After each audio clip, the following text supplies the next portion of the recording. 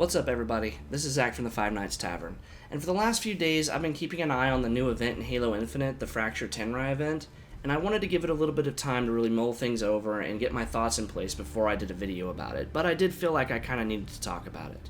Now, for those of you that remember, the Fracture Tenrai event did come out in December of last year, and that was our first taste of it, and it was pretty much a disaster, all things considered.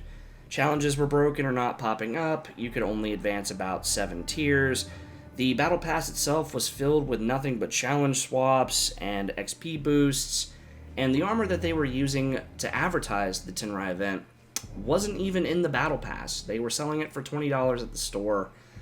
It caused a massive backlash, it caused a lot of problems, and they've revamped the event for January. It's back, the battle pass has been adjusted, and I just wanted to go through with it, take a look at it, see what they've changed, what they haven't changed, what's good, what's bad. Let's just take a really quick deep dive into it together. Let's go ahead and get started. Now, right off the bat, they have definitely revamped the Battle Pass. From the beginning, this is really kind of what it looked like. There were a bunch of these challenge swaps and a bunch of these XP grants all over the place. And ever since that point, you could only get to about 7 in the last one. After that point, everything else has been changed. They've added in new shoulder pads, new knee pads. They've added in the armor that they've been using to advertise the whole thing. Like, that is there now. The Kabuto armor is there. It's tier 15. I should be able to hit this tomorrow, hopefully, because it is a pretty cool looking helmet. The shoulder pads are in here, all that good stuff. New armor coatings, weapon coatings. The Soul Devil one looks really cool to me. But there's no more challenge swaps. There's no more any of that nonsense. It's just all good stuff. At the end, they've got these silly deer antlers.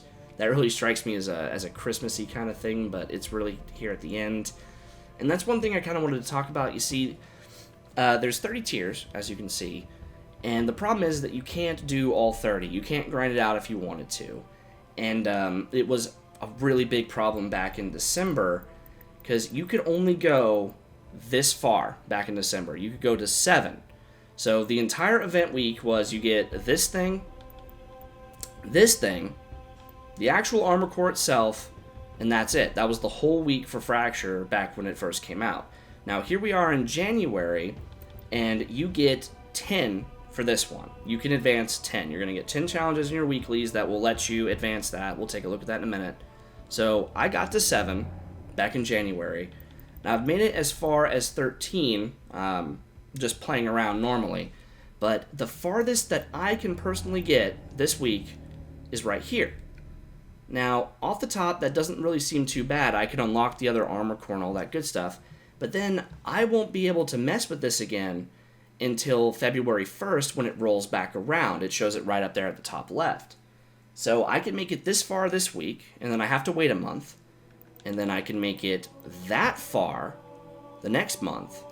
Now, I'm within 3 at that point, so I would have to wait for it to roll over again to get the last 3, and that just seems kind of silly to me to drag this out over the course of 4 or 5 months, because there's really not a whole lot here. It's only 30 tiers, and the challenges are all Fiesta-based. But I can definitely understand not wanting to just have people blow through it all in a day. You could grind out Fiesta all day and get this done. I've got plenty of buddies that finished up the actual main Battle Pass weeks ago. They've dumped hundreds of hours in this game. They haven't seen the light of day since November. It's wild. But I feel like there's got to be a better way than this. It was 7, now it's 10, but I feel like if you're just going to let people split things up like this, like, why not make it 15 tiers? I can understand not being able to grind the game, and it's a really, really cool idea that they bring it back every month, right? If you miss it in January, you get another chance in February. But if we could just get 15 tiers, that way it takes 2 months to do this Battle Pass, and I feel like that personally sounds like a nice compromise. I'd like to hear what all you guys have to think about it. Honestly, I feel like that's fair. Being able to grind the whole thing out would be cool, but I know tons of people will just get it over with in a day and then start complaining that there's no content. So a happy medium would be nice. The challenges themselves, we're going to go ahead and take a look at those. The challenges are fairly easy. I've got one right here, right now, that I just rolled over. It's just win Fiesta PvP matches. That's probably actually one of the harder ones to do, because winning Fiesta is kind of hard. You're going to get random weapons, and the roll of the dice could really screw you. Even if you have a team, if the enemy team has rocket launchers, gravity hammers, swords, and you've got a plasma pistol, then I wish you all the best. You're going to die, and that's really the end of it there. But it's just seeing that that's probably one of the harder ones. The challenges are pretty easy. Upcoming ones I've got is get some double kills, 1 double kill, that's easy. Just complete matches, that's one that I've had a lot of today, just complete the Fiesta matches. Get kills. It's Fiesta. What else are you going to do? You're going to try to capture the flag in Fiesta? And once again, get more kills. That one might take a little while, like 50, but I don't know, maybe 5-10 matches tops, depending on how good you do. I've cleared 5 challenges since the event started. At the time of this recording was yesterday, so I'm halfway done. At this rate, I'll be done with all these probably in a day or two. The challenges aren't too bad, but the problem is still in the challenge system itself. I have a challenge for it right now, but I had to roll a couple of my challenge swaps to get that particular challenge. I was getting a lot of win big team battle matches. Big team battle just does not work right now. That's a video in and of itself. I was getting win an oddball challenge. Not even going to bother. These are random. Getting that challenge is random, so there's no guarantee that you'll have one at any given moment, so you'll have to use your challenge swaps if you want to advance the Tenrai challenge. Now, granted, if you're grinding out your weeklies, you're still going to get them all done. But if you're trying specifically to use your time to do the Fractured Tenrai core, you're going to have to blow some of your challenge swaps. And a buddy of mine that I play with a lot, he brought this up, is he finished the Battle Pass. He has no other way of getting challenge swaps now aside from buying them. And if he's still trying to get the weekly ultimate rewards, and he gets challenges that he doesn't like, he has no way to legitimately earn challenge swaps anymore. And I feel like that's going to be a growing problem over the next few weeks as the majority of Halo players that are doing the Battle Pass and still grinding finish this up. Like, I'm tier 74, I'll probably be there in a few weeks, and then I'll have the same situation. Whatever I don't have saved up is going to get burnt pretty quick. In situations like this, when the event challenges aren't popping up, kinda sorta pushes you to using those swaps, and if you can't get them, you're gonna have to buy them. I really feel like a good option here would just to have one of these slots be a persistent event challenge. Even if they're limited, you could still be progressing them at all times until you're done. And I'm hoping that I see that next month when Tenrai comes back, or when the next event, which is Tactical Ops, something like that got leaked. That would be a nice middle ground, because I don't really want to blow challenge swaps on this personally, but if one of the event challenges is something that I want to do, then I might be pushed to kind of do it. So a rework of the challenge system, of course, is needed. This is still a very, very bad system. But at the very least, give me the ability to be constantly going after the event challenges. Now, another problem that was brought up to me that I didn't even think would pop up again for some reason is the Battle Pass doesn't have all the Tenrai stuff in it.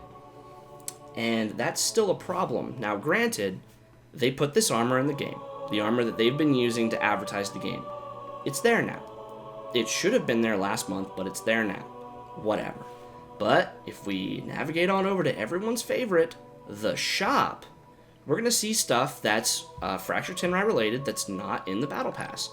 For example, this Imperial Crest thing for the Yori helmet is not in the Battle Pass. It's just sitting there for $10. So if you're trying to get all the Yuri stuff, if Yuri really is your jam and you want this stuff, you're going to have to pay $10. And this crap is not worth $10. You get this armor coating for Yuri, only Yuri. You get the Imperial Crest thingy. You get a stance, a rare stance, whatever that means. You get an opal charm, and, whatever. If charms are your thing, charms are your thing. And that's it. That's $10.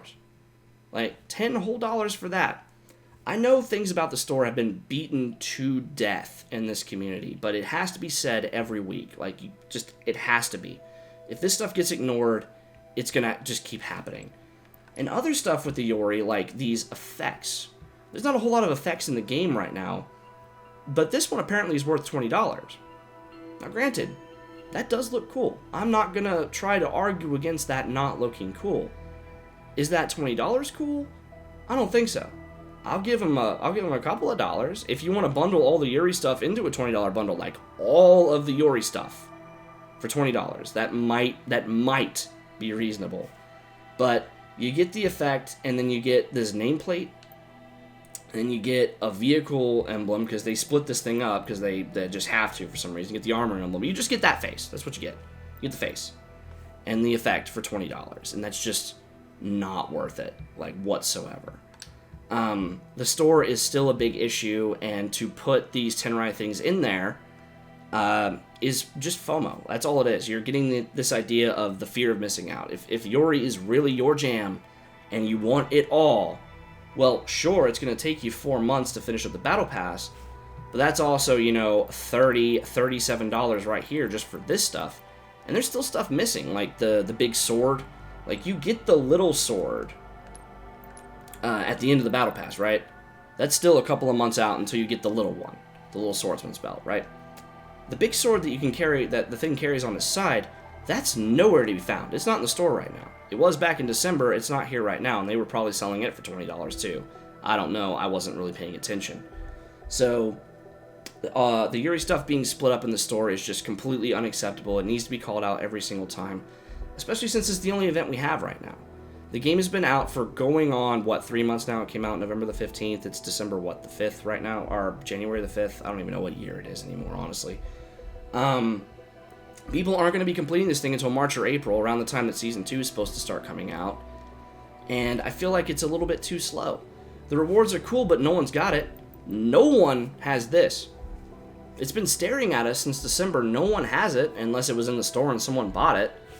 No one has that. And they're not going to be able to get it for a few months. And if you just started Fracture Tenrai yesterday, it's going to just take you forever. It's going to take months. And that's if they keep bringing Tenrai back every month. Like, I imagine when more fractures start happening and more other events start happening, this one will be phased out. So what happens to all this stuff that you can't get once the whole thing gets phased out? Because if you remember, 343 used to say with their battle passes that they're not really going to expire. You can keep working on it, at least the paid ones. But I don't understand why they wouldn't use the same mantra for these events. Now, that's just me spitballing and speculating. I have no idea if Tenrai is going to be removed permanently at any given time. I'm just thinking out loud and kind of trying to put my thoughts out there as Halo Infinite continues to evolve and makes good changes, makes wrong changes. The changes that they made so far to Tenrai are great so far. They fixed up the Battle Pass. Fantastic. I know tons of companies that just wouldn't care. They'd go radio silent, they'd make their money, they'd move on, they don't care.